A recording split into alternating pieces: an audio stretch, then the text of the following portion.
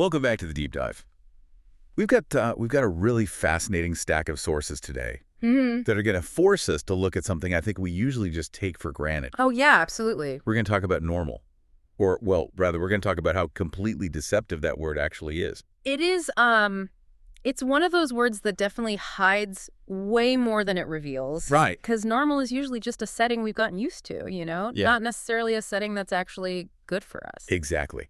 And to get us into the right headspace for this, I actually want you to try a thought experiment. It's a little intense, but just stay with me here. Okay. Imagine you're walking down the street. It's a sunny Tuesday. Everything looks fine. But internally, physically, your body is bracing for a car crash. Like shoulders all the way up to your ear. Yeah, shallow breathing. Guys darting around, total hypervigilance. Exactly. You are physically, mentally, and emotionally locked in for an impact. Now imagine you have to live that way. Not just for like 10 minutes, but for 10 years. Wow. You go to work like that. You eat dinner like that. You try to sleep like that. You're basically describing a state of chronic, high-stakes survival. A biological alarm that just never stops ringing. And then one day, the crash doesn't happen. Right. The threat vanishes. The impact never comes. And the main question our source material asks today is, who are you in the silence that follows? Which is a terrifying question for a lot of people, honestly. It's like, when the war ends, what did the soldiers do? Right. So we are analyzing a really unique set of documents today. It's a series of phenomenological excerpts, and it's titled When the Pain Goes Away. And I want to be super clear right off the bat here. This isn't a medical pamphlet. Definitely not. We aren't talking about dosage charts for ibuprofen or, physical therapy diagrams. Well, this is pure phenomenology. And for those who might not be super familiar with that term, it basically means we are studying the structure of consciousness itself. We aren't looking at the biology from the outside, like a doctor looking at a patient's chart. We are looking at what it actually feels like to be inside that specific body when the background noise of pain just suddenly cuts out. And the mission today for our deep dive is to map out that transition, the jump from surviving to actually living. And it turns out that transition is not as simple as, hey, I feel better, yay. Not at all. It's messy. It's super confusing. It involves this weird character they call the engineer Yes. and a silly self Yes. and a complete ground-up rewiring of how we perceive reality. It really challenges the standard narrative we usually hear, which is always that overcoming the odds kind of story. Right, the hero's journey. Exactly. But this isn't about the battle itself. This is about the aftermath of the peace treaty. What happens to a war machine when the war actually ends? A war machine without a war. Yeah. That is a really powerful image. Yeah. Let's just jump right into the first sensation the source describes because it is entirely unexpected. They call it the drunky paradox. I actually laughed out loud when I read that heading, but the science behind it is dead serious. So the source writes, I feel all drunky, but it's because I took naproxen and acetaminophen for sleepy time. Right. Now, hold on. I've taken Tylenol. I've taken Aleve. I have never once felt drunk. I usually just feel, I don't know, slightly less headachy. Exactly. These are non-narcotic, over-the-counter anti-inflammatories. They do not cross the blood-brain barrier to create euphoria or intoxication in any sort of standard pharmacological sense. They aren't opioids. Right, they aren't opioids. So what is this? Is it just the placebo effect? Is the narrator just super sensitive to medication? I don't think so at all. Look closely at how they qualify it in the text. They write, because I don't feel weak, just kind of like blah, whatever. Blah, whatever. That whatever is the absolute key here. They aren't intoxicated by a drug. They are intoxicated by the sudden absence of cortisol. Cortisol being the main stress hormone. Cortisol and adrenaline, yes. The source actually calls it painy adrenaline, which I think is just a brilliant lay term for sympathetic nervous system arousal. Okay, let's unpack that a bit. Sympathetic nervous system, Yeah. that's the fight or flight system, right? Correct. So here's the basic mechanism. If you are in chronic pain, your body treats that pain as a physical threat, literally like a tiger in the room with you. A tiger in the room. Right. And to keep you functioning with a tiger in the room, your brain just floods your entire system with adrenaline. It jacks up your heart rate, it tightens all your muscles, it hyper-sharpens your focus. It's high-octane fuel for survival. But you're not actually running from a tiger. You're just like sitting at your desk answering emails. Precisely. So you are constantly vibrating at this intense frequency of survival, and over years, that becomes your baseline. That becomes your new normal. Wow. You think you're just alert. No, you're massively hyper-aroused. Now, imagine you taking the naproxen, The pain signal, the alarm, gets cut. The tiger suddenly disappears. Instantly. And your brain stops the adrenaline dump. Your heart rate drops to a true resting rate. Your muscles unlock. To a person who has spent a decade vibrating at 100 miles per hour, suddenly going 20 miles per hour feels like falling down. It feels drunky. Exactly. It feels completely uncoordinated. It feels loose. The source explicitly says we don't get dizzy or confused. We just don't care the way things are supposed to be normal. That specific phrase, supposed to be normal, it really stuck with me when I was reading this. It heavily implies that their entire version of normal was actually just a performance. It was absolutely a performance of stability. Think about it like this. If you've been wearing a 60-pound backpack every single day for 10 years, your center of gravity has shifted to compensate for it. Right, you'd lean forward constantly just to stand up straight. Exactly. You're fighting the weight all the time. You don't even know you're doing it anymore. It's just how you stand. Right. But if I sneak up behind you and just cut the straps, what happens? I'd probably fall right on my face, or at least stumble way forward. You stumble. You feel weightless. You feel this floaty sensation. That is the exact drunky sensation they're describing. It's the proprioceptive system, your body's innate sense of itself in space, completely recalibrating to a world without the heavyweight. And then there's the emotional side of it, the whole blood, whatever thing. Usually saying blah is negative, like how was the movie, blah. But in this context, it sounds almost like a luxury. Oh, it is the ultimate luxury. It is the luxury of indifference. Indifference. Yes. Because when you are in chronic pain, you simply cannot afford to be indifferent. You have to monitor absolutely everything. How am I sitting? Is this chair going to hurt my back?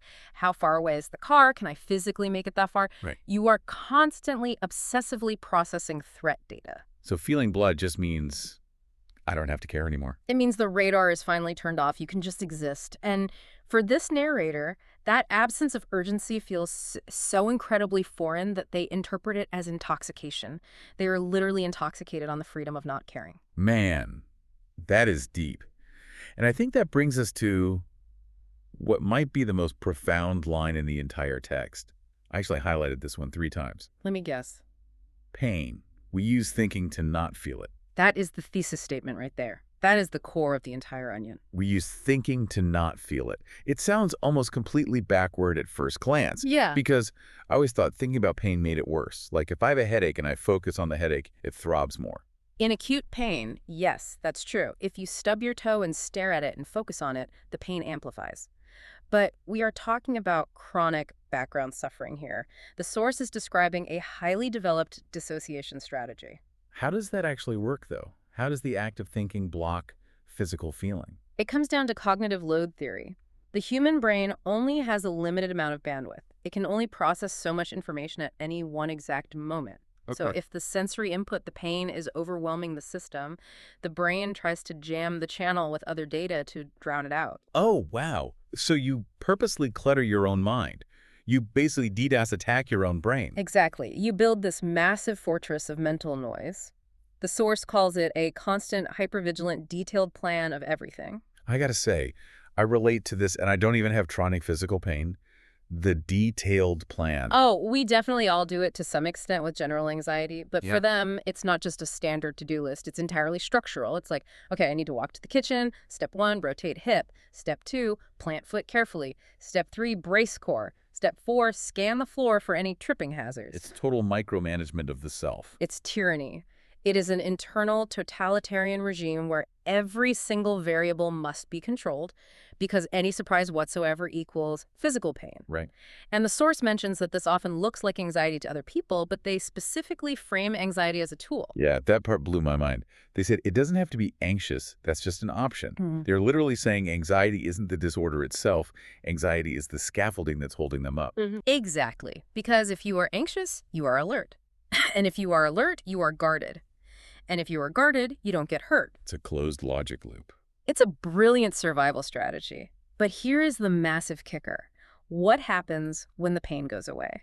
The scaffolding isn't holding anything up anymore. It's just standing there in an empty field. Right. And the source says it's just not having a constant, hypervigilant, detailed plan of everything. And we're not so organized without that. They sound almost, I don't know, sad about it. Or maybe worried. We're not too organized. It's a profound loss of identity. Really? Think about it. If you have defined yourself for years as the planner, or the responsible one, or the stoic, and then suddenly you simply don't need to plan, who are you? You're just a person sitting on a couch. Exactly. And to a high-functioning pain survivor, that feels like a failure. It feels terribly unmooring. It feels like being unorganized. It's almost like Stockholm Syndrome with your own coping mechanisms. Yeah. You actively miss the captor because the captor was the thing giving you structure. That is a completely brilliant way to put it. The detailed plan was the captor, sure, but it kept the total chaos at bay. Now, there is no chaos. There's no pain. But the silence feels wrong. It feels like a void. Let's talk about who exactly steps into that void. Because the source introduces a very specific character right here, a distinct persona. The engineer. The engineer. Is this a common psychological thing, splitting the self into different parts like this? Very common, especially in chronic trauma or chronic pain context. Yeah. We technically call it internal family systems in clinical therapy, but you really don't need a degree to understand the concept. You just compartmentalize. Okay. The engineer is the executive function. It's the highly rational part of you that drives the car, pays the bills, and constantly monitors the pain levels. The source says, maybe it's because I'm the engineer, and if there's no pain, then the other ones go away all the way through. Right. And the other one's likely refers to the parts of the self that are actually experiencing the suffering. The victim part, the wounded animal part. Okay, that makes sense. When the pain vanishes, the wounded one goes quiet.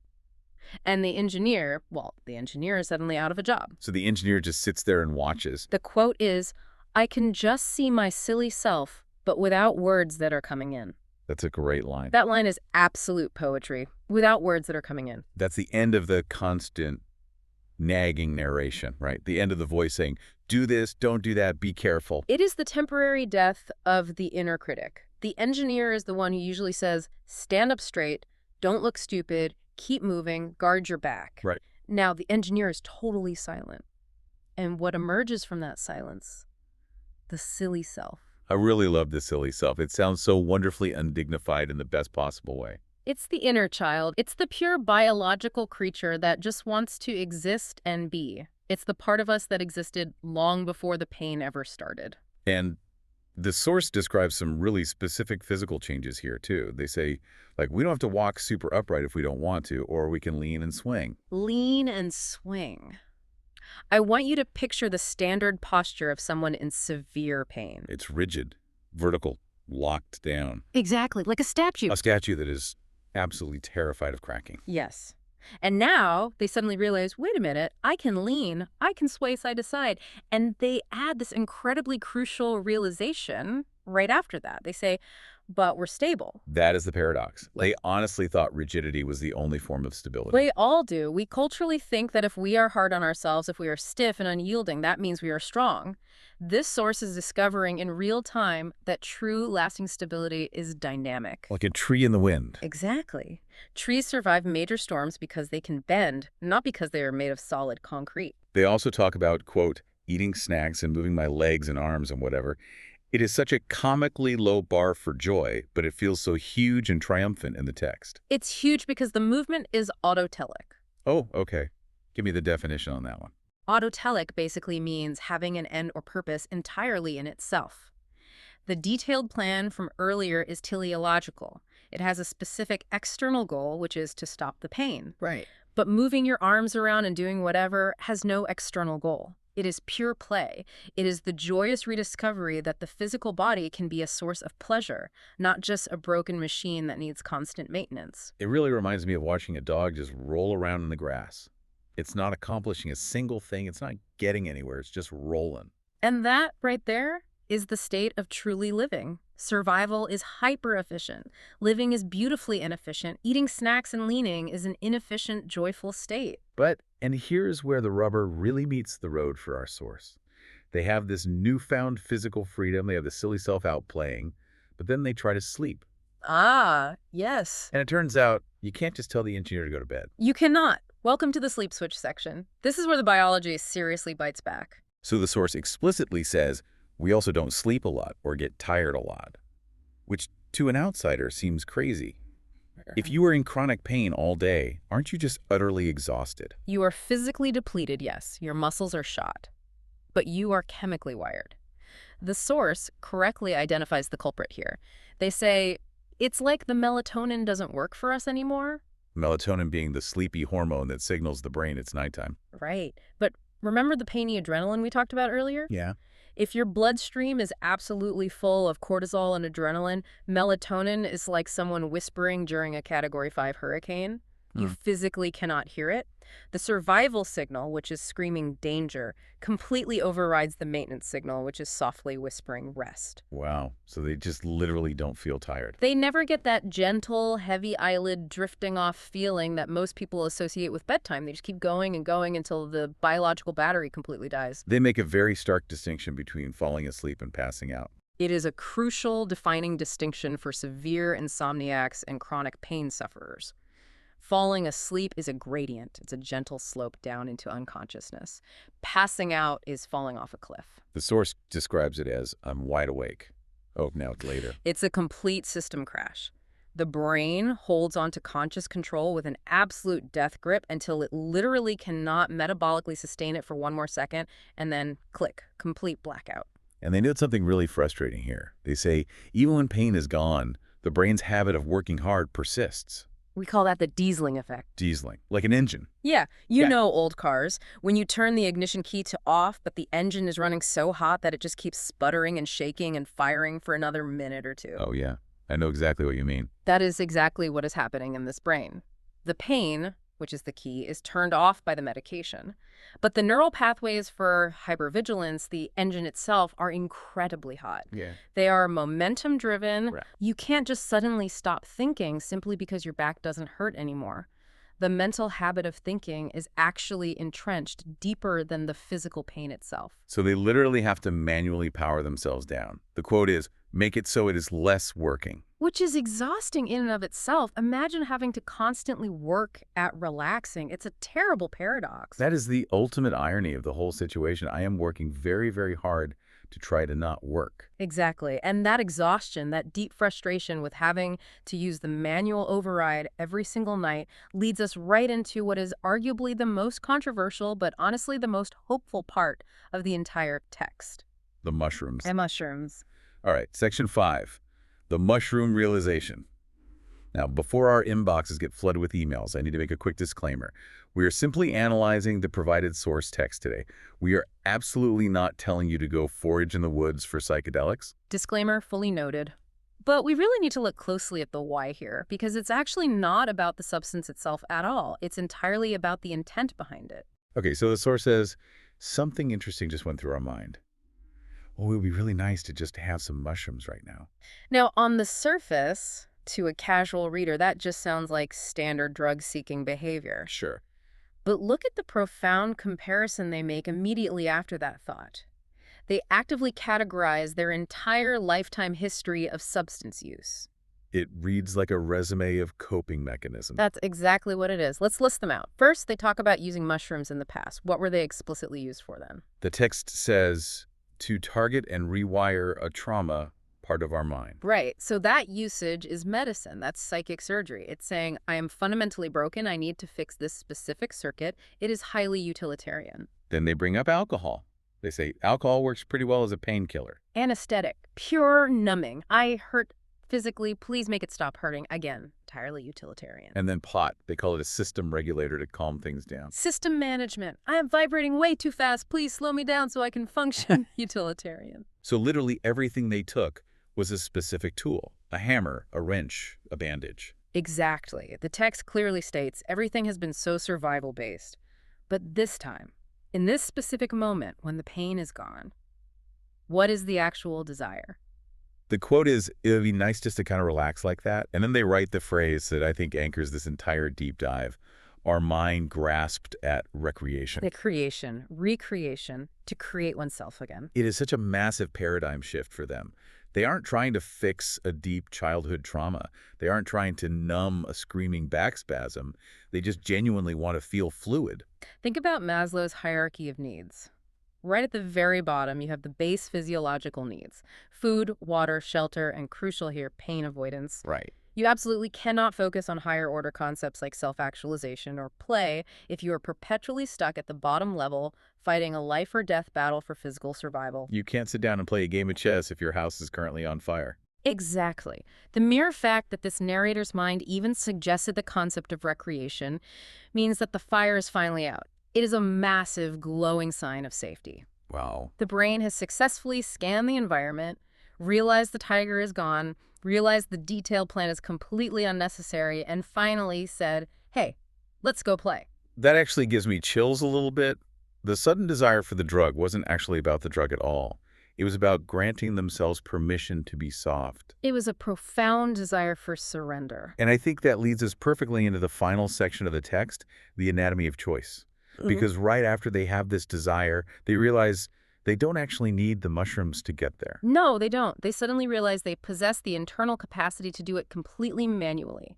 The text says manually, meditatively bringing that into place. They know they can meditate, they can do breath work, they can force the fluidity if they try hard enough. But the catch is, they don't want to. And why would they? They have been manually keeping themselves alive for years. They have been manually walking, manually sleeping, manually thinking every thought. They are completely exhausted by the manual setting. They just want But you don't be a passenger for once. Yes. The desire for the psychedelic experience here is actually a desire to completely let go of the steering wheel, to let the fluidity happen to them rather than having to constantly create it by them. It's the exact difference between intensely driving a car through traffic and just lazily floating down a river on a raft. And remember, the engineer absolutely hates the river. Right. The engineer always wants to drive. So this sudden desire to float is actually the silly self openly rebelling against the engineer's control. The source writes, the difference is the act of choice. That is the philosophical nugget of the whole piece. If you actively choose to relax, you are still engaging the will. You are still technically working. True, profound relaxation, true flow state is the complete absence of will. It is the absolute absence of the detailed plan. So, stepping back from all of this, where does this actually leave us? We've gone from the intense, painy adrenaline and that rigid, locked-in posture to the drunky walking, and finally, to this really beautiful desire for recreational fluidity. It feels like a complete roadmap for anyone who's been holding their breath for way too long. It is a roadmap. Yeah. And I honestly think the core lesson here applies to absolutely everyone, not just those dealing with chronic physical pain. Because we live in a culture that completely fetishizes the detailed plan. Oh, we love the engineer. We reward the engineer. We outright worship the engineer. We financially and socially reward the painy adrenaline. We call it hustle. We call it the grind. We call it being highly driven or high functioning. Right. But this source stares us right in the face and says, look, that is not actually living. That is just bracing for impact. And if you brace for impact for 40 straight years, yeah, you might survive the crash, but you'll completely miss the ride. And you'll never get to know your silly self. You'll never truly know what it feels like to just lean and swing. So here is the challenge for you listening today, and it's the final provocative thought we promised you at the start. I want you to literally check your posture right now, wherever you are. Are you actively holding yourself up, or are you resting on your skeleton? And mentally, too. Check your engineer. Is he narrating this deep dive for you right now? Is he frantically planning your next 10 minutes? If you could somehow turn off the painy adrenaline just for 5 minutes today, what would happen? Would you fall completely apart? Or would you finally find that amazing blah, whatever feeling? Are you hyper-organized because you genuinely want to be? Or are you organized because you are secretly terrified of what happens if you stop planning? That is a very scary question. Your best ones always are. Go eat a snack, move your arms around, be a little silly today. Thanks for deep diving with us. Stay fluid out there.